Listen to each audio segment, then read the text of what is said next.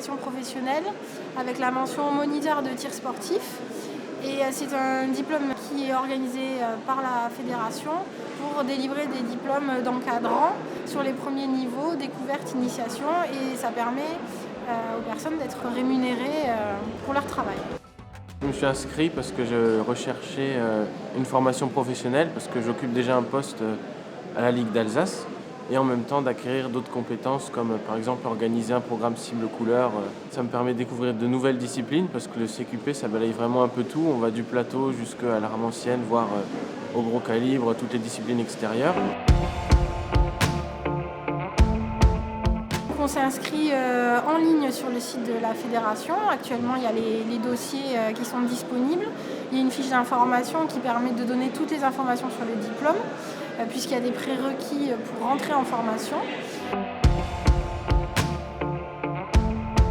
C'est d'avoir 18 ans, d'être licencié à la Fédération française de tir, d'avoir la formation au premier secours, PSC1, un certificat médical pour l'encadrement à la pratique, ou la licence de tir signée par le médecin. Une attestation du président de club, comme quoi il y a des heures qui ont été faites de bénévolat, 150 heures de bénévolat faites dans le club en amont, donc pour montrer qu'on a une pratique quand même sur l'encadrement du tir.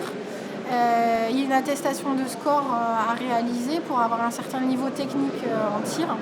Et ensuite, sur les gens qui sont diplômés du brevet fédéral entraîneur premier degré, ils ont une équivalence sur les blocs de compétences et du coup, ils ne font que la moitié de la formation.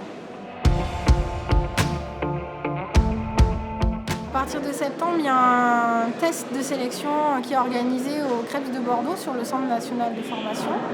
Le lendemain, il y a un positionnement pour expliquer aux gens la façon dont ils auront leur stage en alternance, le choix de leur tuteur et ce qu'ils doivent mettre en place pour le déroulé du diplôme. Et ensuite, il y a 4 modules de formation.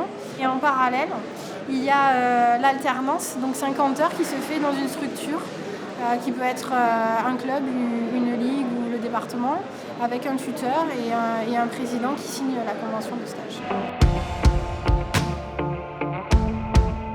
Les avantages du CQP, par rapport à un brevet fédéral, c'est de pouvoir être rémunéré sur la pratique. Et ça vaut le coup sur 10 mois de prendre le temps de le faire pour pouvoir derrière avoir une petite activité rémunérée.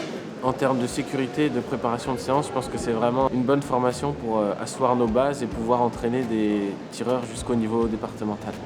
L'avantage pour un club d'embaucher un CQP, ça peut être d'avoir quelqu'un qui s'occupe à la fois de l'accueil des nouveaux licenciés, préparer les compétitions du club et en même temps avoir quelqu'un qui peut encadrer l'école de tir tout en sécurité et puis avec les compétences nécessaires.